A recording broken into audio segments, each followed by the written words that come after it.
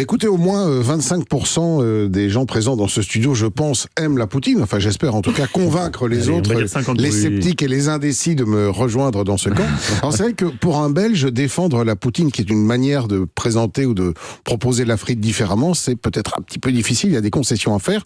Mais bon, je vais l'accepter. Alors, pour ce qui est de l'origine de la poutine, alors là, c'est la guerre. C'est la guerre parce que 3 restaurants québécois revendiquent l'invention de la poutine.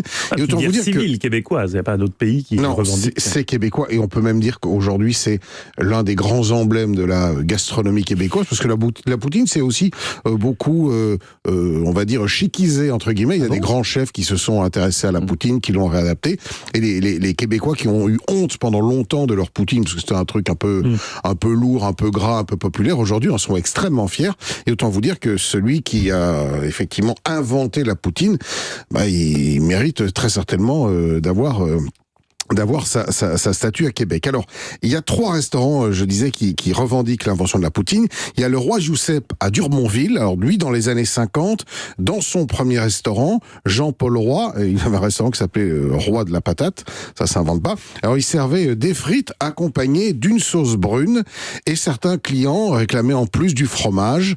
Et donc ça, c'est le concept de la poutine, c'est ces 3 éléments mis ensemble.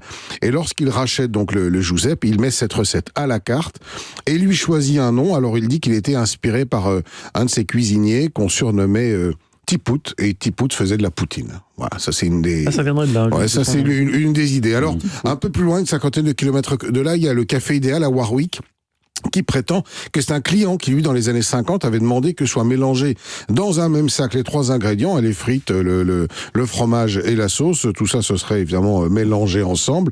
On leur a dit, mais qu'est-ce que c'est que cette poutine ? Et ainsi serait née cette création. Mais pourquoi on aurait dit ça ? Parce que j'imagine qu'il doit y avoir une expression québécoise qui doit s'approcher de ça, en tout cas. Ouais. Et puis à la Petite Vache aussi, à Princeville, où on vendait du fromage à la caisse du restaurant, parce qu'il y avait une fromagerie juste à côté, et certains clients qui venaient prendre leur plat de frites achetaient en même temps un petit peu de fromage, ils mettaient leur sauce et ils faisaient le mix à table, et c'est eux aussi qui prétendent avoir été les premiers à faire de la poutine. Alors en fait, on s'en fout un peu.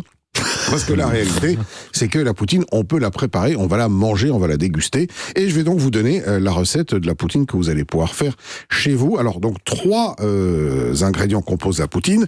Des frites. Alors, les frites, je vais pas revenir dessus. Une variété à frites. Cuisson 2 fois, évidemment. Première cuisson, 150 degrés pendant 7 minutes. Ensuite, on monte à 180 degrés. Deuxième cuisson pour avoir les frites croustillantes.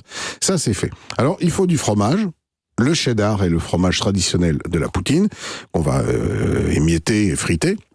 Et puis la sauce, alors c'est une sauce qui est faite à base de bouillon de bœuf, dans laquelle on va rajouter de la moutarde, un peu de jus de citron, un peu de sucre, de la cassonade, un peu de sauce Worcestershire, là vous savez cette sauce au nom un prénom imprononçable. Est-ce que David sait dire la sauce Worcestershire? J'ai jamais réussi.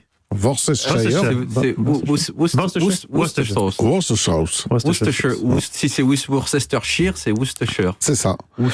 Worcestershire. Ouais. Voilà. Bon, tout ça est mélangé ensemble, un petit peu réduit et lié avec une espèce de roux, donc un petit peu de fécule de maïs. On verse la sauce sur les frites, on rajoute le fromage. Bon, pour moi, ça a la triste conséquence de ramollir quand même la frite. Mais oui, c'est un peu l'inconvénient. Personne n'a trouvé un moyen pour garder la frite croustillante. Je vais travailler là-dessus. On n'a qu'à faire un espuma de poutine, quelque chose un peu plus léger. On pourrait réinventer les choses. Alors on pourrait, mais en fait, c'est évidemment la sauce. À partir du moment où elle reste longtemps en contact avec la frite, il n'y a rien à faire, elle sumecte. Mais bon, écoutez, c'est pas si mal. C'est un bon plat d'hiver, assez réconfortant. C'est très bien. Puis derrière, un bon banana split, et c'est le gage d'une belle soirée. Voilà. Merci Olivier. On retrouve toutes vos recettes sur le site europe1.fr.